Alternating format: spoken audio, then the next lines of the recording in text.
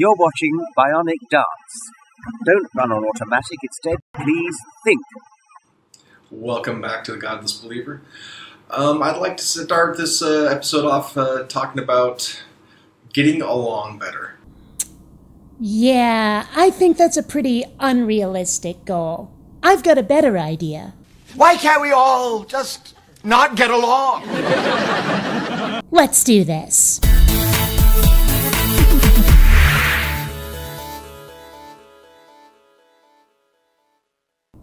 Greetings, fellow space travelers, BionicDance here. Today we're dealing with Godless Believer. A bit of a contradiction in terms, but what you gonna do? And he thinks that we, all of us, but it seems like primarily atheists, should try to get along better. And honestly, no. Or at least, not the way he's describing it.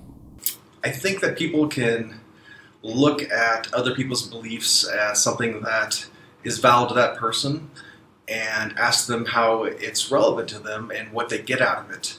Okay, first of all, valid to that person? I can see relevant, I can see meaningful, but valid implies a certain amount of legitimacy. We're not dealing with opinions here. These people are making assertions about objective reality. In that context, there's no such thing as valid to that person. Next, frankly, I don't give a flying fornication how it's relevant to them or what they get out of it. What I care about is the effect it has on people's lives, especially the unwilling. Most religions claim to be the truth, that theirs is the one true God that all must obey, and many of these followers try to force those beliefs on the rest of us. So why should I care what they get out of it or why it's relevant to them? I'm far too busy defending myself from them. And try to come at it from a point of trying to understand someone instead of trying to condemn them for their beliefs. All right, them first. Let's see them say, gay marriage? Do whatever you want, I don't care. Let's hear him say, abortion? Well, I'd never do it, but it's your body and none of my business. Let's see them try to understand our point of view instead of condemning us for it. And remember, when it comes to condemning, religion is your go-to. After all, is it religion or atheism that has hell? So let's see a gesture of good faith on their part. And in fact, such a gesture would solve pretty much everything. At least for me it would. I don't go after religion because I think that it's wrong. I go after religion because the people who think that it's right are behaving like assholes. You don't see me going after Wiccans, do you? When was the last video I made about tarot card reading? Is my channel overflowing with videos about Buddhism? No. And why not? Because those people are minding their own damn business. Their beliefs aren't making my life worse. It's hard. Even atheists go after religious people thinking they should, use their mind and be rational and see the world through scientific lenses. And if it isn't provable by science, then it isn't real and doesn't matter.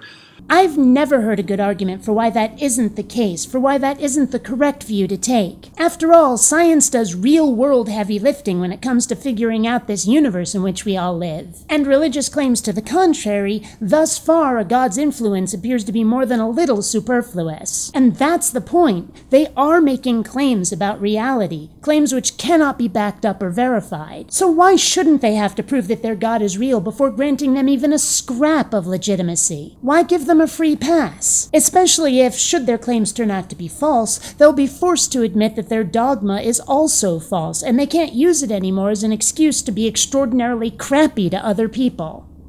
There are many things in life that aren't real, but still have value. One of those things is money.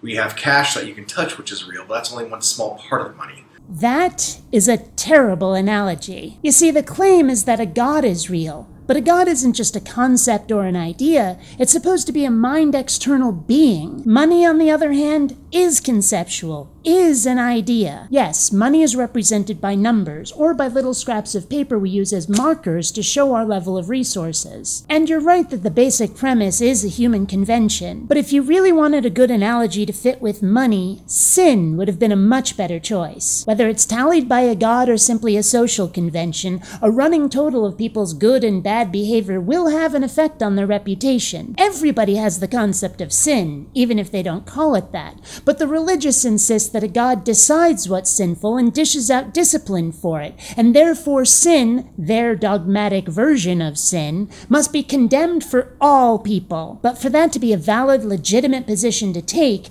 the God who has mandated these rules of behavior must be shown to be real. Otherwise, a religious list of sins is meaningless.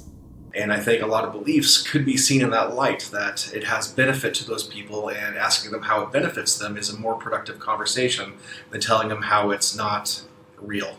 Well, that depends entirely on what your end goal is, doesn't it? Since it's obvious that religious people aren't prepared to only apply their rules to other willing members of their religion, my goal is to debunk the crap out of it to show that following it is foolish because it's not true. If your goal is to just get along, go ahead, but it's gotta be a two-way street, and I don't see theists playing nicely with the other kids. In fact, their instruction manuals tell them not to. So go ahead, try to get along. Let me know how that goes.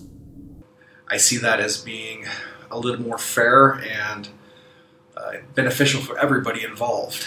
More fair? More beneficial? You're kidding, right? Since when have theists given a toss about whether or not things were fair? Since when have they cared about what's beneficial, unless it happens to serve what they believe are their God's interests? And even if those things are just come into existence only in their mind, and they experience an imaginary friend that to them is God, it doesn't bother me. I'm not insecure that they feel a presence of God, even if I have to look at it as an imaginary friend to them. Which, frankly, sounds very naive. If religion were only believing in something ridiculous, like Bigfoot or the Loch Ness Monster, fine, whatever. But as I hope I've demonstrated, it's more than that. Religion makes a nuisance of itself, if not an enemy, and that makes getting along rather unlikely. Atheists should be sharing the joy of, I make better decisions based on the scientific backing because we can find things out that aren't just people's opinions.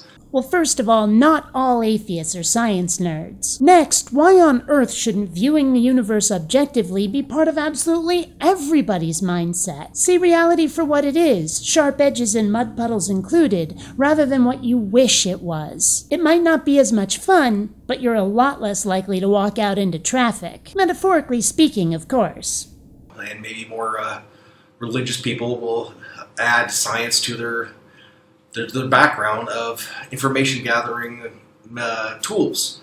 So when they look next time, they won't be like, oh, science is bad or science is attacking me all the time. They can go, oh, science can answer these questions. Again, this sounds really naive. It's not that science is attacking them. Science isn't attacking them. The problem is that their book says things that science has since shown are not the case, and they refuse to admit that their book is wrong. If they feel attacked, it's because they're being stubborn and unreasonable about the facts. Whether their egos can't handle being wrong or if they're terrified of life without their guardian sky daddy, for whatever reason, reality has taken a back seat. And it seems unlikely that not pointing out their errors will get them started watching Bill Nye the Science Guy. So that's my point of view. And it's a wonderfully idealistic point of view that, alas, does not take human nature into account. Maybe if people were more rational it might work, but they're not. And like it or not, this is a fight to be fought, because each side wants something the other side isn't prepared to give. Until next time, fellow space travelers, this is BionicDance saying don't run on automatic. Instead, please, think.